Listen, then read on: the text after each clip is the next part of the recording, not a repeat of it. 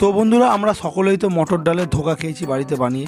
তো আজকে তোমাদের সাথে একটু অন্যরকম একটা ধোকার রেসিপি শেয়ার করব। এটা হচ্ছে কাঁঠালের বীজ দিয়ে বানানো। এটা বানানো যেরকম সহজ, খেতেও খুবই সুস্বাদু হয়। বন্ধুরা, মটর ডালের নয়, কাঁঠাল বীজের ধোকা রেডি। তো দেখে একদম নতুনত্ব একটা রেসিপি আমি তোমাদের সাথে শেয়ার করতে চলেছি। তো বন্ধুরা, প্রথমে দেখে নাও আমি কিছু ফ্রেশ কাঁঠাল বীজ এখানে সেদ্ধ করে নিয়েছি। আর প্রত্যেকটা দানা যেন বন্ধুরা ফ্রেশ থাকে, এটা একটু তোমাদেরকে লক্ষ্য রাখতে হবে। তারপর সেদ্ধ করে নেওয়ার পর সমস্ত কাঁঠাল বীজগুলোকে ভালো করে ছাড়িয়ে নিতে হবে। এটা একটু সময় লাগবে তোমাদেরকে।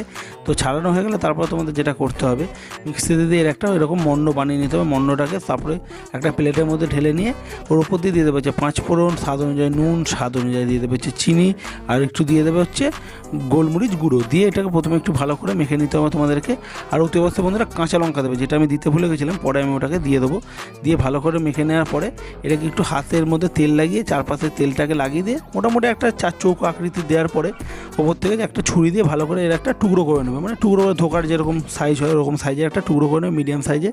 দিয়ে কড়াইতে তেল দিয়ে তেলটাকে বন্ধুরা একটু ভালো করে গরম করে নেবে। গরম করে তেলটাকে গ্যাসটাকে বন্ধ করে দেবে। দেওয়ার পরে ওপর দিয়ে দেবে হচ্ছে ধোকাগুলোকে। দিয়ে ভালো করে এগুলোকে গোল্ডেন ব্রাউন করে একটু ভেজে নিতে হবে তোমাদেরকে। এই পাশাপাশি একটু ভালো করে সময় নিয়ে একটু ভেজে নেবে, তাহলে ভালো লাগবে খেতে। তো ভাজা হয়ে গেলে এগুলো একটা প্লেটের মধ্যে আমি তুলে নেবো। দেখে নাও ভালোভাবে আমি একদম ভেজে নিয়েছি। তারপরে যেটা করতে হবে, কড়াইতে 1 চামচ ঘি দেবে। দিয়ে একটু ঘিটা গলে গেলে ওপর দিয়ে দেবো হচ্ছে 2 শুকনো লঙ্কা, একটা তেজপাতা আর একটু গোটা জিরেটাকে দিয়ে বন্ধুরা ভালো করে নেড়ে চেড়ে নেবে। তারপরে যে মশলাটা, 1 চামচ হচ্ছে লঙ্কা গুঁড়ো, 1 চামচ হলুদ গুঁড়ো, 1 চামচ জিরে গুঁড়ো, 1 চামচ ধনে গুঁড়ো, স্বাদ অনুযায়ী নুন, চিনি দিয়ে একটু জল দিয়ে প্রথমে মশলাটাকে গুলে নেবে।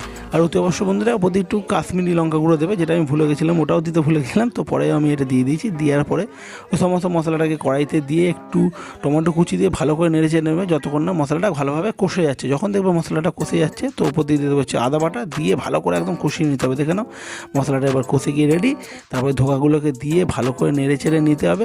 নেওয়ার পর দিয়ে দেবে হচ্ছে জল দিয়ে একটু নেড়ে চেড়ে নিয়ে ঢাকা দিয়ে মোটামুটি কম করে 15 মিনিট মতো রেখে দেবে, যাতে ভেতরে সমস্ত মশলাগুলো টেনে নেয়। তারপর ঢাকনা খুলে ওপর দিয়ে একটু গরম মশলা গুঁড়ো দিয়ে দিলেই দুর্দান্ত কাঁঠাল বীজের ধোকা রেডি।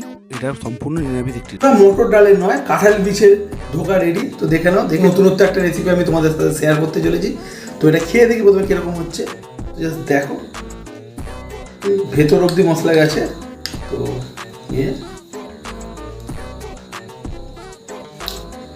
কাঁঠাল বীজের একটা সুন্দর, তো নিজস্ব একটা ফ্লেভার আছে।